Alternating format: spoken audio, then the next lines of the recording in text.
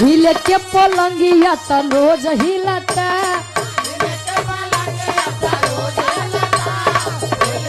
क्या बात है।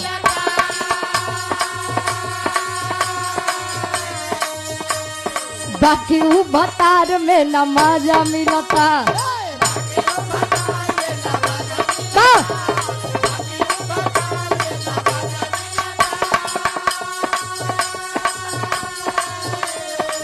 हिले के पलंगिया त रोज हिलता बाकी ऊ भतार में न मजा मिलता।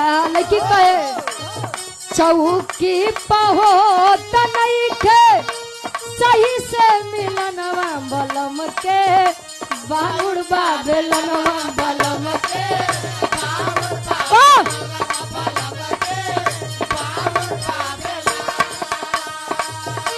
बलम के बांगुड़ बेलनवा बलम के